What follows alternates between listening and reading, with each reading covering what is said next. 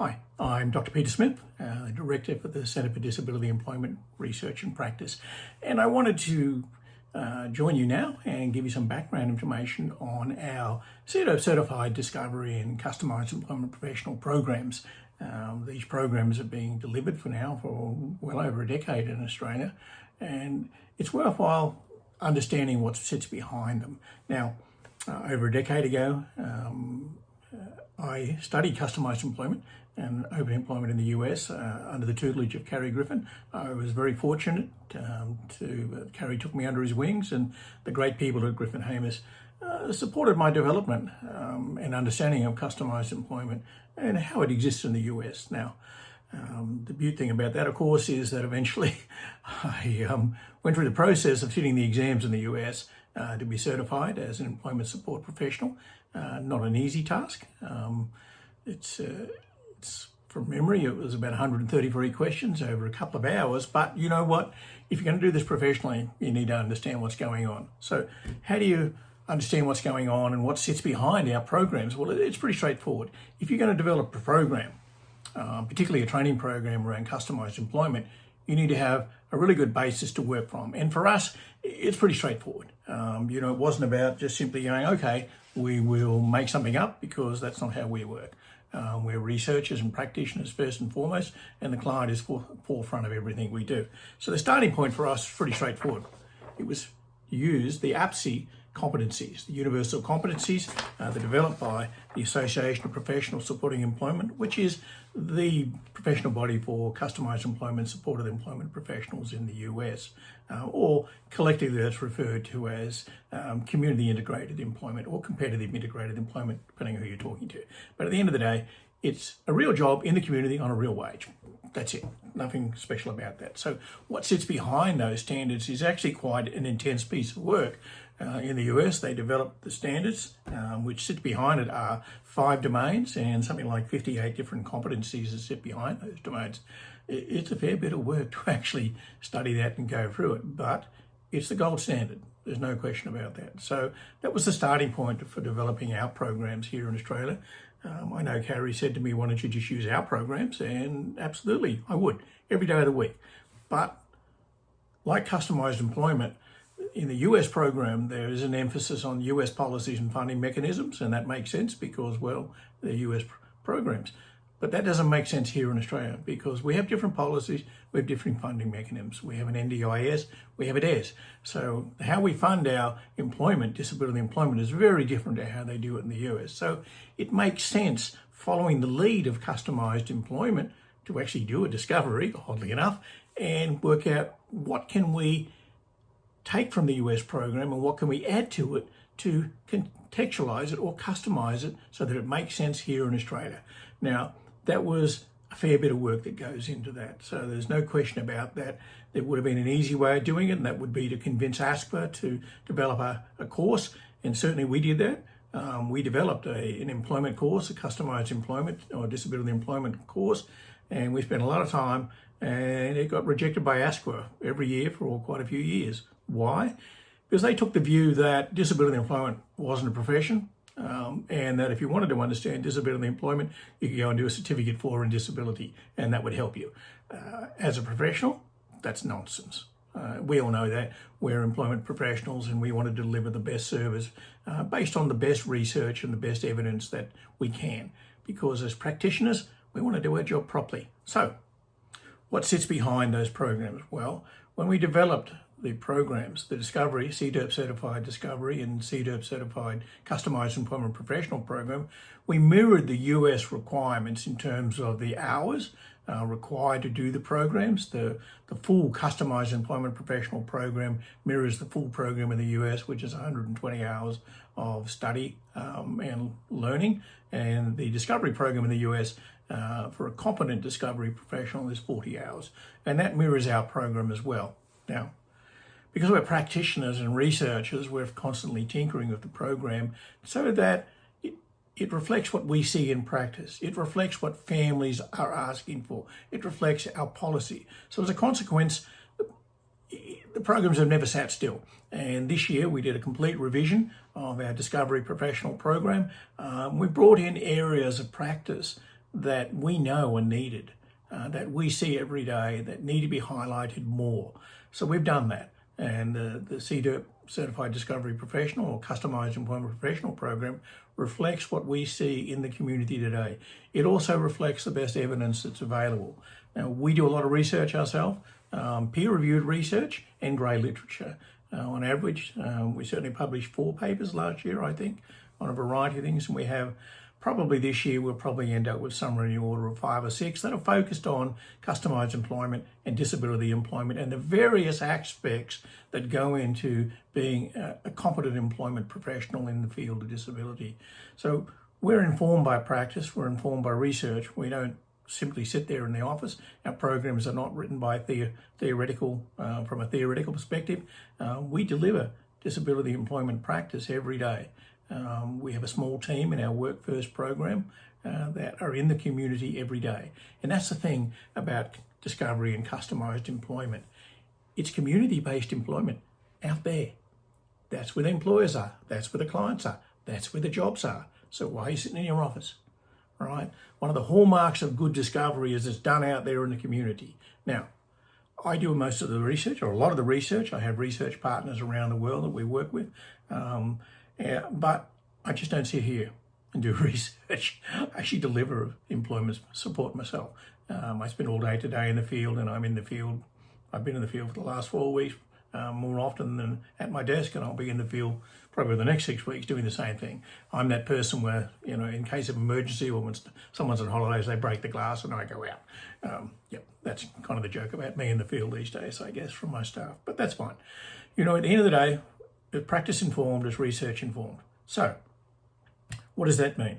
Well, one of the things we've done over the last couple of years is we've started to evolve a practice model of open employment based on customised employment called the Work First way.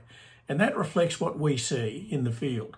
And that means that we deliver an holistic service that looks at all of the person. Our training reflects that. Our customised employment discovery program reflects a whole of person approach to disability employment. As a consequence, we've trained hundreds of CDERP-certified discovery professionals and customised employment professionals around Australia, and they're working in dozens of service providers across Australia, delivering evidence-based practice that works in their community. And the beautiful thing about that, and we say this to all of the people that we've trained over the years, is that when you go back to your community, we want you to contextualise it to your setting. You have to, you know, because what works in Melbourne not going to work 1,000 kilometres from here. Yes, it works. The framework works. And we say to people, don't deviate from the framework, but customise it to your setting, because you're working in a different cultural environment. You're working in a setting where the opportunities are different. So it's got to have a bit of local flavour to it. That's called customisation. All right. So that's one of the beautiful things about it, is that in order to facilitate that through our programs, we have a significant amount of mentoring. As a matter of fact, we have an open door approach to mentoring for many people. Certainly if you're being trained by us, you can send an email, set up a time. We'll spend an hour or so with you and work through whatever problems you have. And for a number of our clients, service provider clients, they pay for us to be on tap for their staff on a regular basis. And I'm fine with that. You know, because at the end of the day, as Carrie's always said to me about the material that Griffin Hamus evolved, that we based our original stuff on, was that Carrie's always said he's always wanted people to use their material, but they just wanted to be able to control it so that people who were using it actually used it with fidelity to the model, that actually respected the evidence and effort behind it. And we kind of do the same thing. I mean, you can download most of our materials to use yourself. You can find them on our website. We have a customised employment toolkit, but understand that if you're going to do this properly, you've got to learn it properly. You can't just pick up a book and read it and say, yes, I'm a customised employment or discovery professional. Yes, you could buy Carrie's book. As a matter of fact, you can buy it from us. I think we have all the remaining stock of Carrie's book in Australia. It's a brilliant book. There's no doubt about that. And it's a good way to get started. But ultimately, you need to talk to some people that have been doing this, some professionals, some researchers, people that are out there doing it every day, evolving it. So that's some of the stuff that sits behind our programs. It's just not us. It's a network of people. Even the guides that we publish, they're actually peer reviewed. It won't say that, but when we write them, we send them off. And we have a network of professionals around the world, researchers, emeritus professors, the whole box. And we get them to look at it, comment on it, feedback, tell us what's right, what's wrong, what we should change. Did we miss something? Or did we go too far? So our guides reflect the latest evidence, the latest advice, but more importantly, they're written in simple English, because when we started out, and the genesis of the centre itself, it started nearly 20 years ago. It started evolving nearly 20 years ago, and probably 15 years ago it became an entity, and just over a decade ago it became a legal entity. So we were kind of too busy doing the work to get around to that sort of thing, turning into a formal entity, but we eventually did, and that's where we are today, of course. But we always held the view that, excuse me, one of the things that was wrong with research is it was written for academics. Unless you're an academic, you probably couldn't understand it, and more importantly, you probably couldn't find it, because it's usually hidden in journals that you've got to subscribe to as an academic or in a university library. And that's why we've produced a lot of great literature, because you know what? If you're going to have knowledge, you've got to share it. If you want to change things, you've got to share that knowledge. So one of the principles that sits behind our programs is that we write them in simple English, and that's probably an overused term, but we try not to put too much jargon in there, because I've always felt that if I want to change an employer's attitudes, I need to write in his language. There's no point hiding it in academic jargon, and I'm sure we've all come across papers where you've had to sit there and go, I need a dictionary to understand what the hell I'm reading. We don't work like that. Yes, we do peer-reviewed work. We have quite a lot of peer-reviewed work. We have some great collaborators working with us. But at the same time, we know that in the community, the people delivering practice, they want the answers, they want the training, and they want the support, and they want it in a language they can understand. And that's what we do. And these are some of the guiding principles that sit behind the CDERP certified programs. We're not simply saying, well, CDERP certified. Well, they are. But they are because there's no certifying body in Australia for what we do. That may change in time, and that's great. But at the end of the day, we've been doing this long enough to know what's needed. We continue to work overseas. We continue to research overseas and work with partners globally. So I can tell you, without any fear of contradiction, that the material that's in our programs is the most up-to-date, reflective of practice and evidence that you'll find anywhere. And at the same time, it'll continue to evolve. And that's probably because we're tinkerers.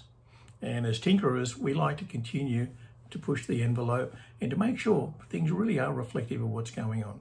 So that's what's behind them. If you'd like to talk about our programs and ask, that's by all means, you can find me online, email the centre, use any of our general numbers or phone numbers or email addresses, and they'll eventually find me. So thank you very much. That's some of the stuff that sits behind our programs. If you want to know more about it, like I said, reach out. We can help you with that. And hey, if you just want to have a general conversation, there is a customised employment community of practice in Australia. It's been running for about 5 years now. And it's a collection of people from all over Australia that are involved in customised employment. They get together on a regular basis, and we just basically talk about what are the challenges? What are we seeing? Has someone got a solution for this? Because, we all see things in different places all the time that someone might not see somewhere else. And it's great to share those ideas and concepts and work together as a peer group to actually evolve what's going on. Because at the end of the day, all of us want the same thing, and that is better employment outcomes for people with disability. Importantly, what we want is meaningful jobs in the community. And that's what it's all about. That's what, at the end of the day, actually, that's all there is. If this is what we're doing as a disability employment professional, it's about a person out there having employment that's individually meaningful to them. And if it's in the community, that's even better. Thank you very much.